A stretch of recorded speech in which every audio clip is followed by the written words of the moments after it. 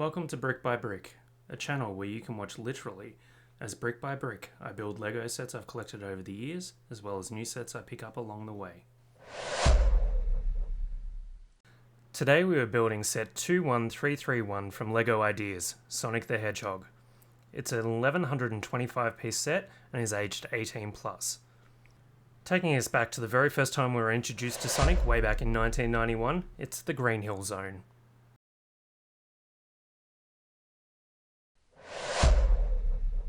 For anyone who was alive to experience playing Sonic on the Sega Mega Drive, or Genesis for those playing along in the States, you never forget the feeling of Sonic zooming for the first time or tackling the first 360-degree loop, which is part of the set.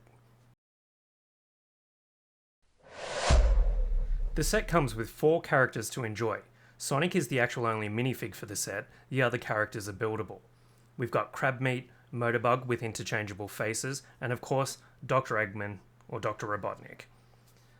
Sonic comes with a buildable display stand that also includes 7 Chaos Emeralds, which you collect as you progress with the build.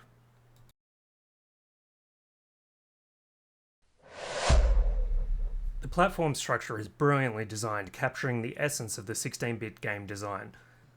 The monitors Sonic bounces on for power-ups and bonuses also come with interchangeable icons, so you're only limited by your imagination when you play with the set. But let's go back in time a bit, while we watch the build, and get a little history on this stable from Sega. As previously mentioned, Sonic first appeared in 1991, releasing on the Sega Mega Drive or Genesis, as well as the 8-bit version on the Sega Master System.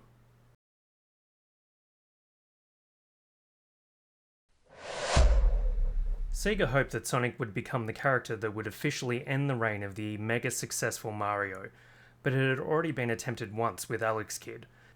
Sega's monkey-like martial artist did enjoy decent success on the release of multiple games across the Master System and Genesis platforms, but once that bolt of blue zoomed across screens, their hopes were answered.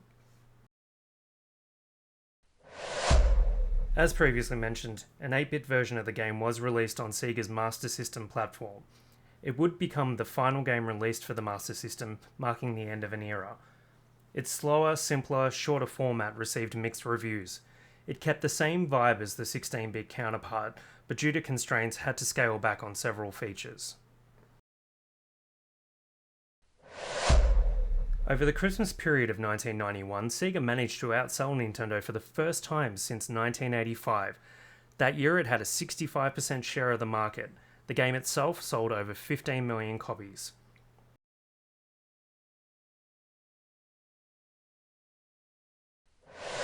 A lot of the game's inspiration came from pop art. Vibrant colours, and in particular the work of Eisen Suzuki, were referenced to help design the game. The use of colour clearly worked, giving the game mass appeal.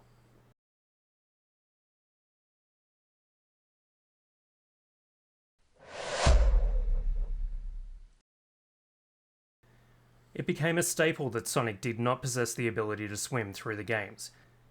It is, however, a falsehood when it comes to hedgehogs. The creators assumed the animal couldn't swim, but in fact they are quite adept in water. Originally Sonic wasn't Sonic, and was supposed to be a rabbit. Sonic was initially designed to be a rabbit who would use his ears to grasp things and fight.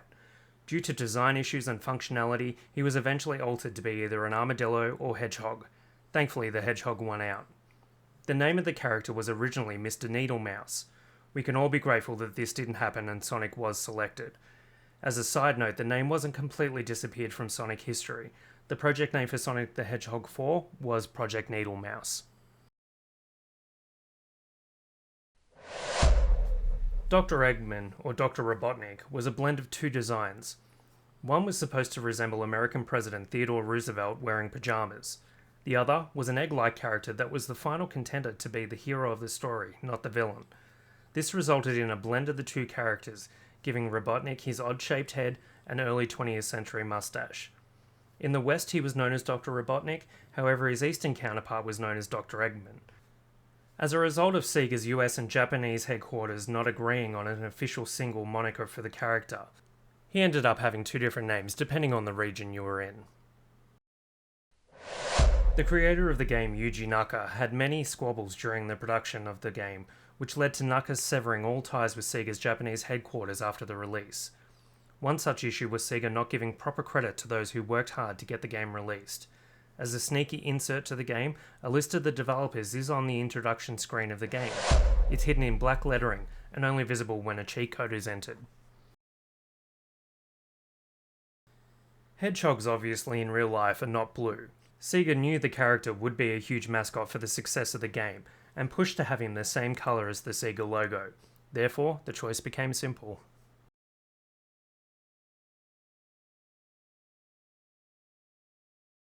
Sega ended up creating the fastest character in video game history at the time with Sonic. However, Sonic himself was not the source of the speed, it was his shoes. Although later iterations would counter this, originally it was all a result of his power sneakers. They were designed to resemble Michael Jackson's shoes from the insert of his Bad album, with the overlapping straps across the shoe. The colours for the sneakers were chosen to resemble Santa Claus.